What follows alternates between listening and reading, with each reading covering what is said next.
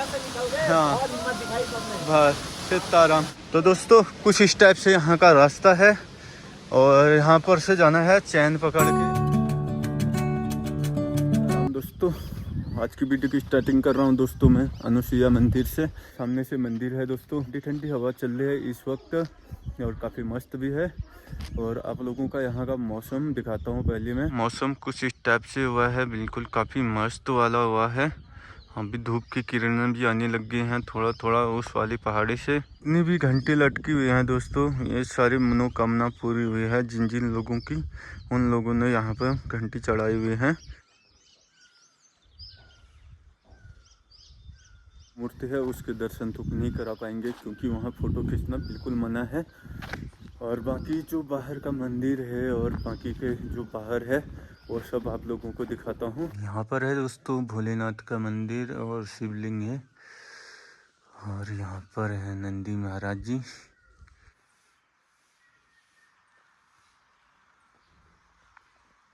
उन लोगों से मिलाता हूँ आप लोगों को जो हमारे साथ हैं ग्रुप वाले, तो उनसे मिलाता हूँ। और वो लोग भी तैयार हो रहे थे, तो सारे लोग तैयार हो चुके हैं, चलते हैं। चलो जा रहे हैं अब अत्र मुनि आश्रम और वहाँ दर्शन करके आते हैं। ये जो वृक्ष दिख रहा है ये 1500 साल पुराना वृक्ष है, कल्प वृक्ष से। हमको दोस्तों ये 1.5 किलोमीटर है जंगल का रास्ता और इसी जंगल के रास्ते से हमको जाना है अत्र मुनि आश्रम। इस जंगल में दोस्तों बाघ, भालू और बारहसिंगाही होते हैं।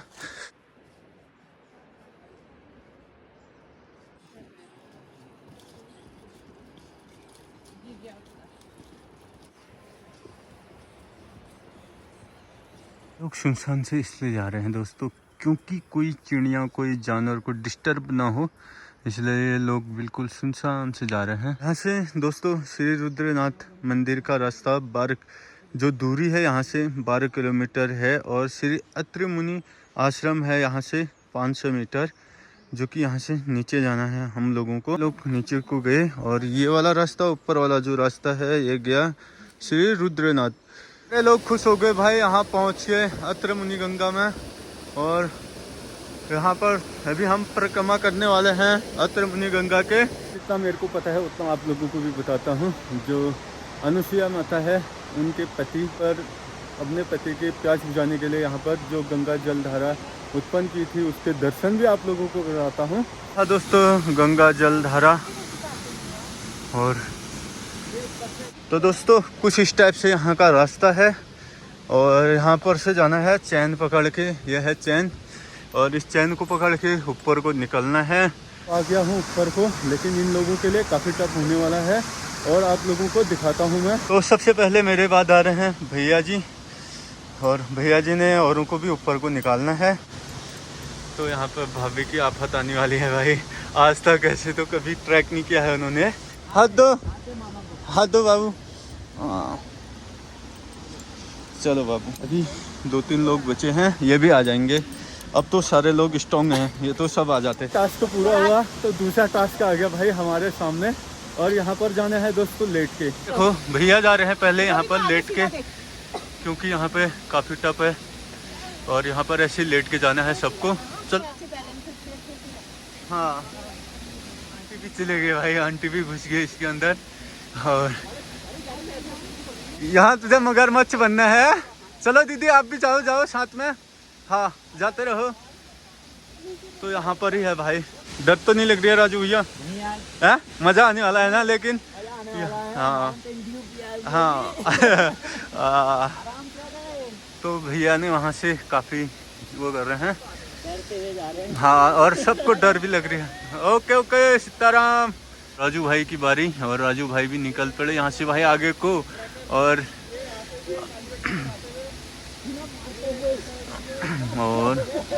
भाई राजू भाई के लिए आसान हो रही है भाई, लास्ट में ही बचा हूँ। अब मेरी बारी है दोस्तों, अब मैं भी निकलता हूँ यहाँ से। ऐसे करके घिसक घिसक के निकलना पड़ रहा है ऐसे, क्योंकि यहाँ पर टप भी है लेकिन फिसलने वाला नहीं है। और भाई लेकिन मस्त है, सही है। लेकिन काफी मस्त हो रहा है भाई। चलो अच्छा हो रहा है। हाँ तो पहुंच गया भाई मैं भी। 2 टास्क पूरे हो गए, अभी और कुछ बचे हुए हैं और उस झरने के पीछे से जाने वाला है और कई चीजें हैं बची हुई जो आप लोगों को दिखाता हूँ मैं। हाँ बस सीताराम, हर महादेव, हर हर महादेव। इस वाले जगह पे अत्रि मुनि महाराज ने यहाँ पर तप किया था। जय हो प्रभु, जय हो प्रभु, जय हो। तो इस झरने के पीछे से हमारा हो जाता है जय माता गंगा, जय माँ गंगा। अब हमारी परिक्रमा पूरी हो जाएगी जब हम इसके चारों तरफ चक्कर लगाने हैं। लोग अभी दोस्तों पार ही हैं और उन लोगों को भी और यहाँ से आना है और माँ गंगा धारा, जो ये गंगा की धार है, इसको ऐसे क्रॉस करके जाना है। जो ये जल है ना, इसमें काफ़ी मिठास भी है। जय माता दी, जय माता दी। ये लोग आने लग गए हैं दोस्तों, बाहर यहाँ से भी आ रहे हैं और सारे थोड़ा सा वहाँ से ऊपर को चढ़ने वाला है, कतोरी है, बाकी और सब बढ़िया है।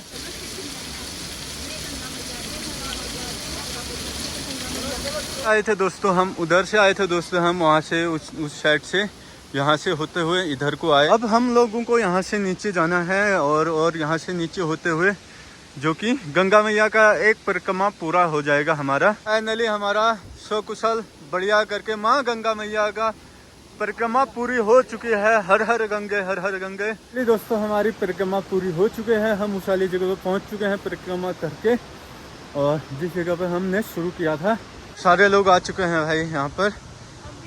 हाँ और पहुँच गए हैं भाई सारे। आराम, अब हम यहाँ से निकलते हैं आगे को और सारे लोग भी खुश हो गए हैं भाई।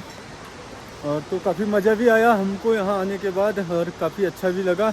आप लोग भी आ सकते हो, काफ़ी मस्त ट्रैक है और बहुत इजी भी है ट्रैक और काफ़ी मस्त जगह भी है दोस्तों। जो ये नदी है दोस्तों, ये नदी है कामदा नदी।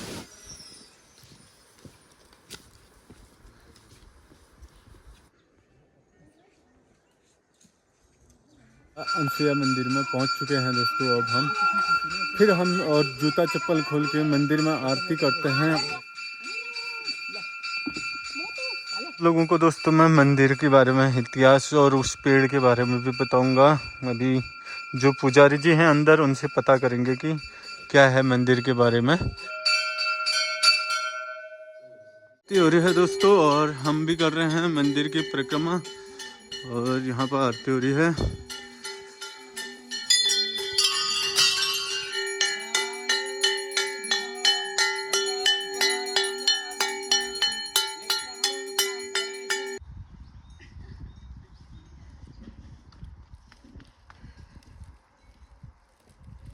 थोड़ा आप मंदिर के बारे में बता दो और वो पेड़ के बारे में भी।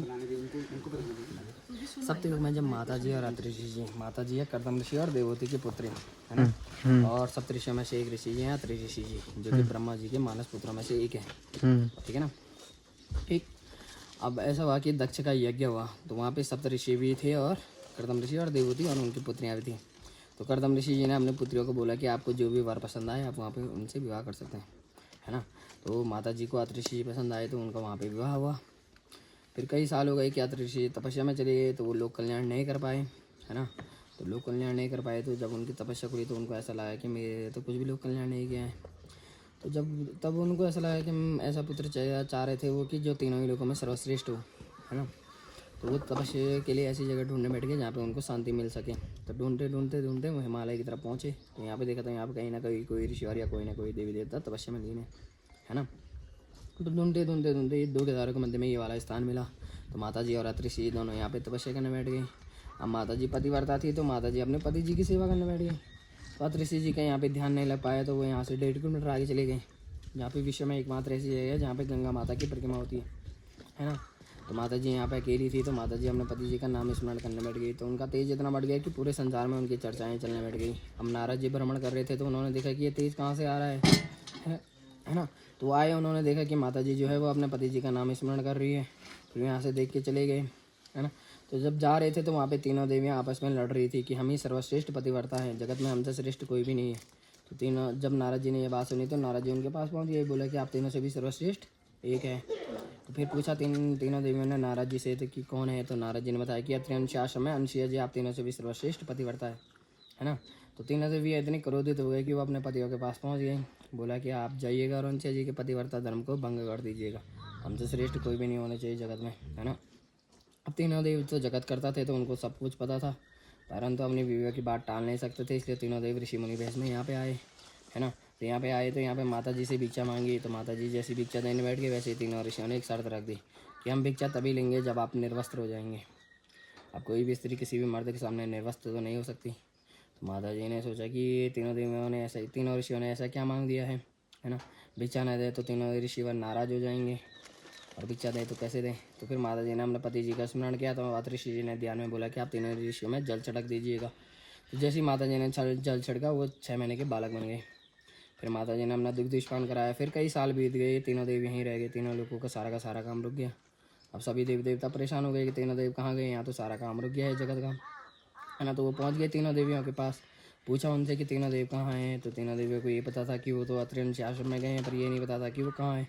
तो नारद जी से पूछा तो नारद जी ने बताया कि केदारखंड में बद्रिका आश्रम है, अत्रि आश्रम है। तब तीनों देवियाँ यहाँ पे आई थी। माता जी से पूछा कि हमारे पति देव यहाँ पे आए थे। तो माता जी ने कहा मेरे पे तो ये तीनों ही बालक हैं, अगर आपके पति देव है तो पहचान लीजिएगा, है ना। परंतु माता जी ने उनके समक्ष एक प्रस्ताव और रख दिया कि अगर आप अपने पति को पहचान पाए तभी आपके पतिव्रता धर्म को जाना जाएगा, नहीं तो लांछन लग जाएगा। अब जो तीनों ही बालक थे वो एक जैसे एक शकल के थे, तो तीनों देवियाँ नहीं पहचान पाई। फिर उन्होंने माता जी से क्षमा मांगी, बोला कि आप इस संसार में सर्वश्रेष्ठ पतिव्रता हो। तब जाकर माता जी को सती शिरोमणि का दर्जा मिला। फिर माता जी ने तीनों देवियों को क्षमा किया और अपने कमंडल से जल निकाला और तीनों ही बालकों में जल छिड़का। तो वो अपने स्वरूप में आ गए। जैसे वो वापस जाने बैठ गए वैसे माता जी ने उनसे आग्रह कर लिया कि आप लोग तो चले जाएंगे, मैं यहाँ पे अकेली रह जाऊँगी। तो तब तीनों देवों ने माँ से पूछा कि माँ आपको क्या चाहिए। तो माँ ने बोला कि मेरे को तो जैसे अभी तक आप बालक थे वैसे ही रहिएगा मेरे पास, है ना। तो फिर तीनों देवों ने अपने 3 अंश माँ के पास छोड़े थे और एक वरदान दिया था। तो जो 3 अंश हुए थे वो दुर्वासा ऋषि, चंद्रमा और दत्तात्रेय जी हैं। और वरदान ये मिला था कि आप इस संसार में संतानदानी के लिए जानी जाओगे। तो जिनको संतान प्राप्त नहीं होते हैं वो एक दिन का व्रत रख के यहाँ पे आते हैं, रात्रि को यहाँ पे विश्राम करते हैं। माता जी उनको किसी न किसी रूप में दर्शन देती है ना। अब दुर्वासा ऋषि क्रोध वाले थे तो अत्रि ऋषि जी उनको ज्ञान नहीं दे पाए, और चंद्रमा जी को पहले से कार्य दिया गया था कि आप लोग कल्याण के लिए रात्रि को आएंगे। तो बचे दत्तात्रेय जी। तो अत्रि ऋषि जी ने अपना सारा ज्ञान दत्तात्रेय जी को दिया था और बोला था कि आप लोग कल्याण के लिए जाइएगा। जैसे ही दत्तात्रेय जी लोग कल्याण के लिए जाने बैठ गए वैसी माता जी ने उनसे आग्रह कर लिया कि आप भी चले जाएंगे, मेरी सेवा कौन करेगा यहाँ पे। तो तब दत्तात्रेय जी ने वचन दिया कि माँ मैं अपने जन्मदिन के दिन हर वर्ष मार्गशीर्ष चतुर्दशी यहाँ पे 2 दिन का मेला लगता है ना। नीचे से 6 डोलियाँ आती है उस टाइम पे, और यहाँ पे लगभग उस टाइम पे लगभग 300-400 बरोई बैठते हैं जो संतान प्राप्ति के लिए बैठते हैं। धन्यवाद। गाय का वृक्ष है ना, तो इसको मान सकते हैं हम वैसे तो लगभग 300-400 साल पुराना वृक्ष है। तो कहते हैं कि यहाँ पे जब आपदा आई थी 1803 में, तो उस टाइम पे यहाँ पे आपदा है ना, तो उस टाइम पे मंदिर का एक पत्थर जाके इस पेड़ में रुक गया। तो भाई लोग बोलते हैं कि भीम ने रखा के, ये मैं बोला कि हनुमान ने रखा, तो ऐसा कुछ नहीं है। वो रखा हुआ है, वो गिरा हुआ है, मंदिर से टूट के गिरा हुआ था। उस टाइम पे पेड़ छोटा था हुआ। वही है दोस्तों जो 4-5 साल पुराना पेड़ है। अम्मा जी बना रहे हैं हमारे लिए नाश्ता, पराठे बना रहे हैं। सारे लोग नाश्ता करने लग गए भाई। नाश्ता भी कर लिया है, अब आगे हैं हम रूम की तरफ और अपना सामान पैक कर लेते हैं और निकलते हैं नीचे की तरफ। तो सारे लोग तैयार हो चुके हैं भाई यहाँ से नीचे को जाने के लिए घर की ओर। तो चलते हैं। जय माता दी। 6 पराठे खा के हैं। फिर माता रानी का आशीर्वाद बने रहे आप सभी लोगों पर भी। जय माता दी। माँ आपने बहुत अच्छे पराठे बनाए थे, बहुत ही बढ़िया। हाँ इस उम्र में भी आपने बहुत ही बढ़िया खाना बनाया था और बहुत प्यार से आपने खाना भी खिलाया हम लोगों को। तो चलो अम्मा ठीक है फिर है। ठीक है अम्मा। हाँ हाँ हाँ ठीक है। काकड़ आया है ये है ये घर के नजदीक आए हैं यार ये तो। के लिए दोस्तों चारा रखा हुआ है पेड़ में, अखरोट के पेड़ में। खूबसूरत से जंगल के बीच में इतना प्यारा सा मंदिर होगा करके किसी को पता ही नहीं होगा दोस्तों। काफ़ी नीचे आने के बाद हम यहाँ पर रुक गए हैं होटल पे और यहाँ पर पी रहे हैं भाई चाय। बहुत ही प्यारी सुंदर घाटी है दोस्तों यहाँ। फाइनली दोस्तों हम पहुँच गए हैं सिरौली गाँव में और रोड भी यहीं तक थी। सारे लोग भी पहुँच चुके हैं। काफ़ी मस्त रहा भाई, ये देखो काफ़ी मस्त भाई। सारे लोग बिल्कुल बहुत तेज आ रहे हैं अभी। तो सारे लोग बैठ चुके हैं हम गाड़ी में और काफ़ी मज़ा आया ना ऊपर। मस्त था, बहुत मस्त है। दोबारा जाना चाहोगे? ठीक है। उन्होंने बोला अच्छा लगा ना आंटी? अच्छा, कैसे लगा दीदी? मुझे तो बहुत अच्छा लगा। ऐसा द्वार तो कहीं होगा ही नहीं स्वर्ग में, धरती में। हाँ स्वर्ग की बात। ऐसा द्वार कहीं है ही नहीं स्वर्ग में। स्वर्ग लगा हम लोगों को, माँ का अच्छा हाँ। और वो भैया भाभी भी बिल्कुल तैयार हैं और राजू भैया आगे चले गए हैं। तो दोस्तों अब हम भी वीडियो को इतना ही रखते हैं। वीडियो पसंद आई होगी तो लाइक करना, शेयर करना और कमेंट करना। तब तक के लिए जय हिंद, जय भारत, जय उत्तराखंड, सीताराम दोस्तों।